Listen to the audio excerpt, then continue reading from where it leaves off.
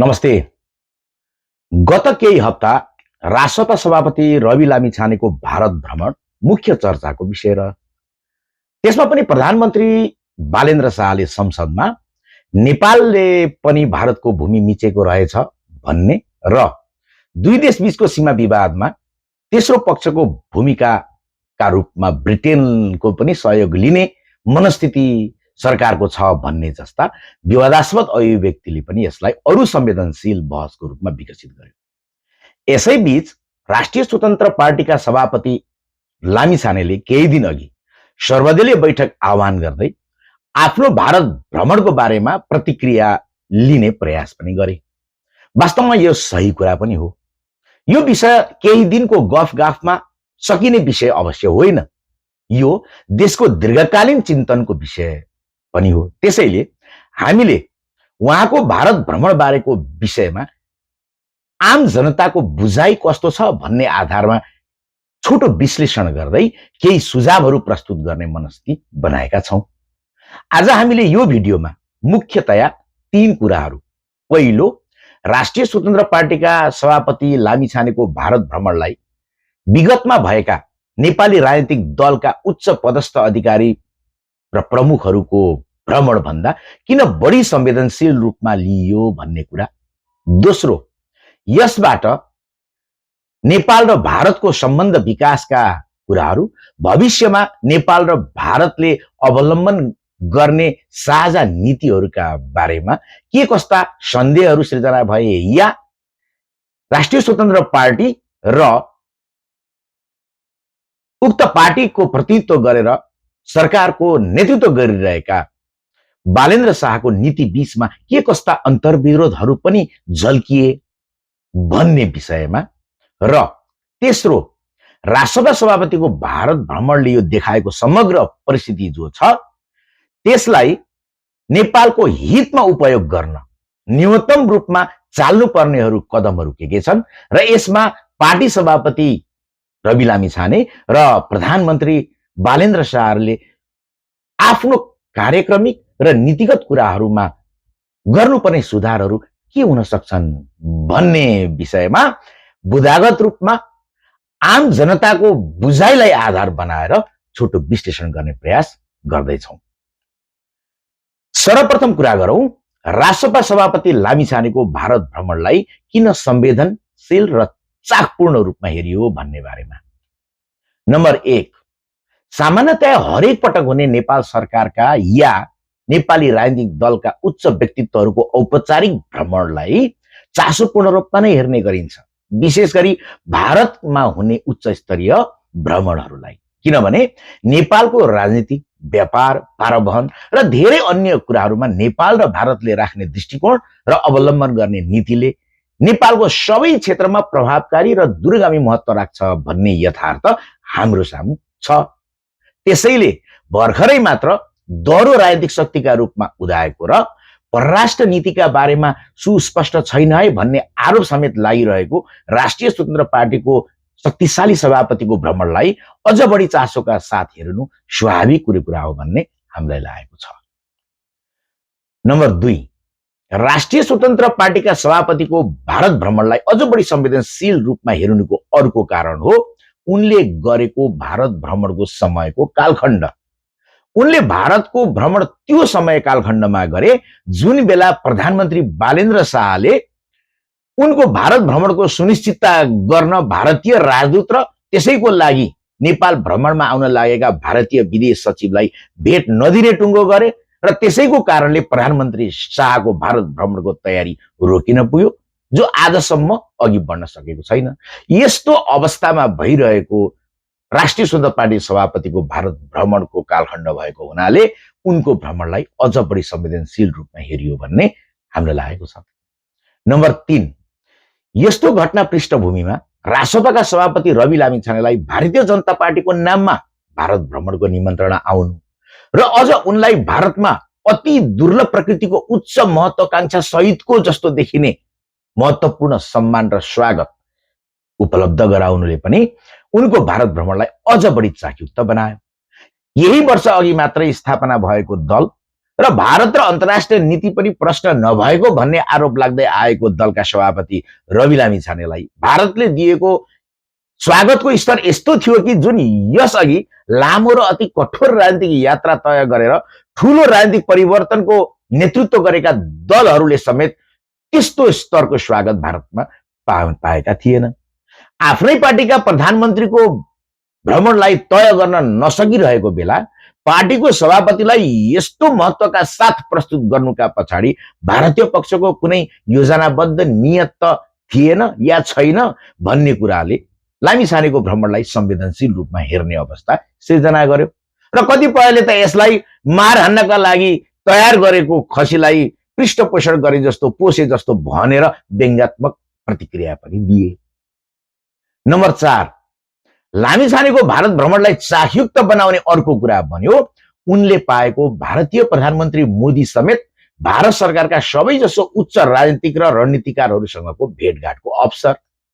यसलाई सामान्यतया नेपालको एउटा राजनीतिक दलको सभापतिलाई त्यहाँको एउटा दलले गरेको भ्रमणको निमन्त्रणामा हुनुपर्ने भन्दा भिन्न अर्थ लाग्ने गरी उनको भ्रमणलाई त्यहाँको सरकारले प्राथमिकताका साथ तय गरेको जस्तो देखिने प्रतीत हुन गयो।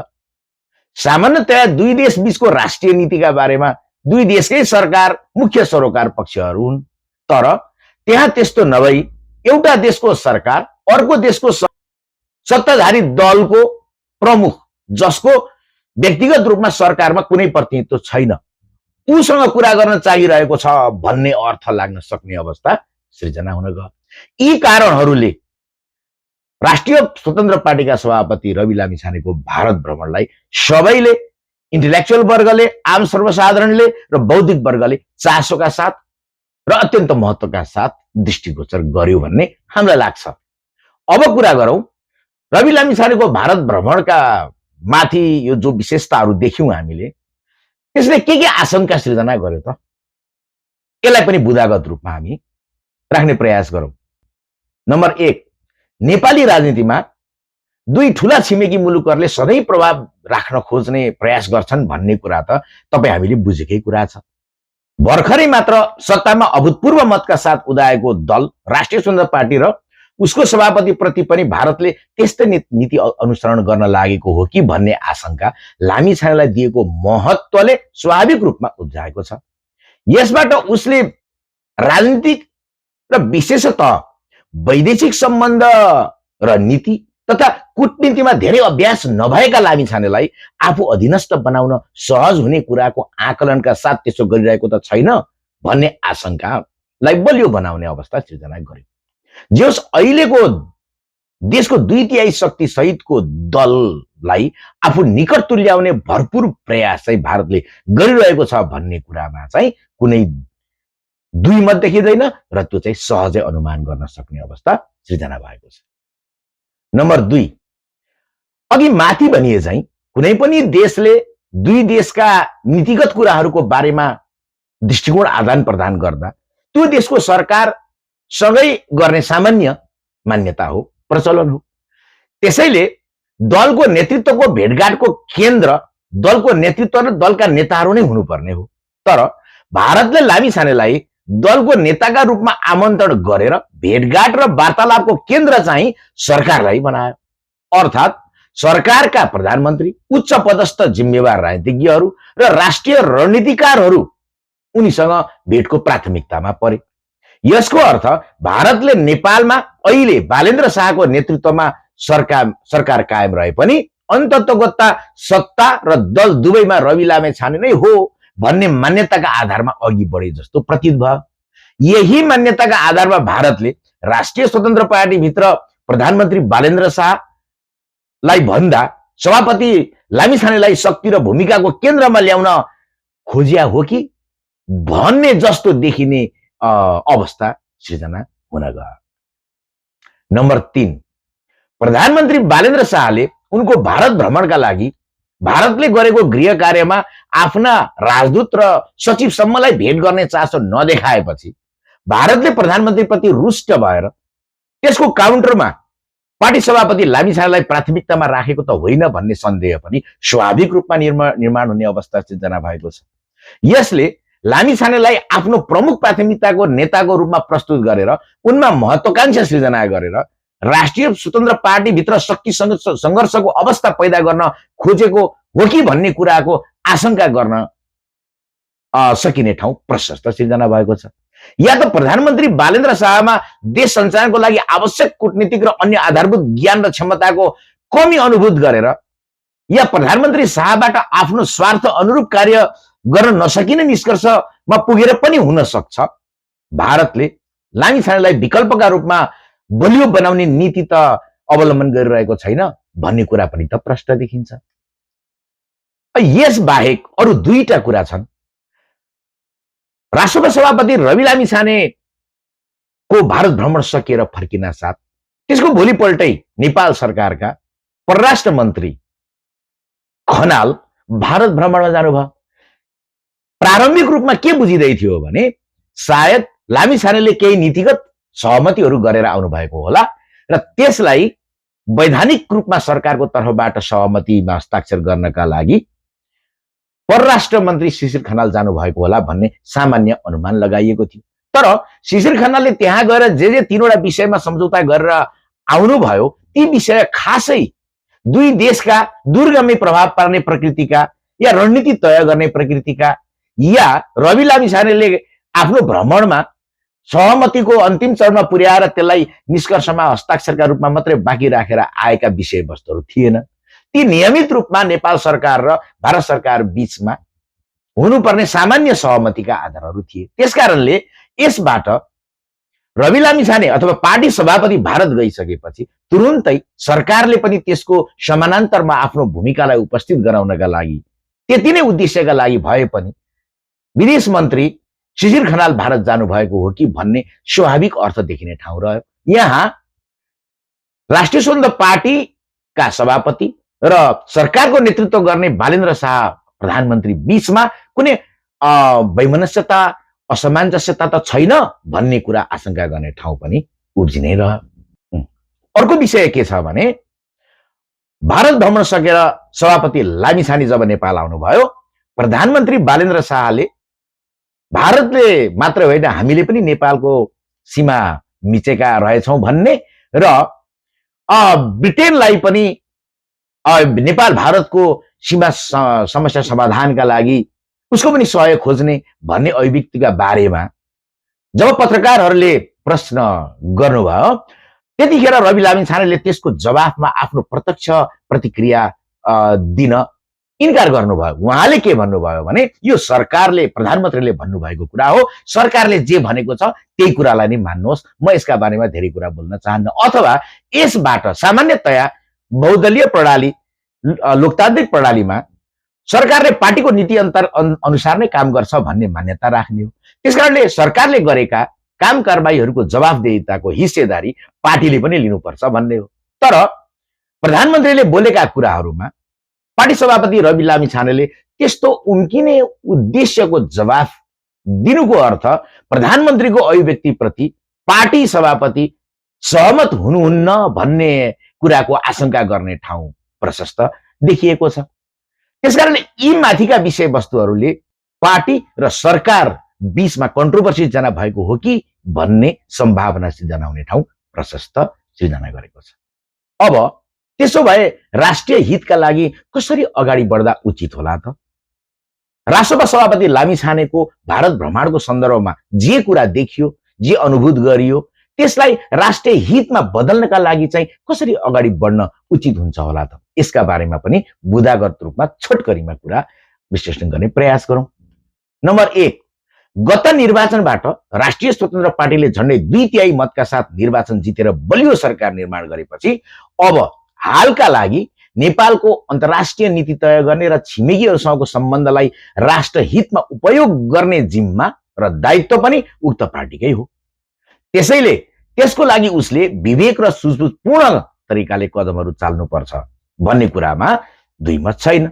राष्ट्रिय स्वतन्त्र पार्टीले भारतले सभापति लामिछानेलाई दिएको महत्त्व जुनसुकै नियतले भएको भए पनि राष्ट्रिय स्वतन्त्र पार्टी, सभापति लामिछाने र प्रधानमन्त्रीले त्यसलाई आशंकाको मात्र दृष्टिकोणले नहेरी र आम नेपाली जनताले पनि त्यसलाई शङ्काको दृष्टिकोणले मात्र नहेरी त्यसलाई जति सक्दो नेपालको राष्ट्रिय हितको पक्षमा उपयोग गर्ने अवसरका रूपमा लिनुपर्छ भन्ने हामीलाई लाग्छ।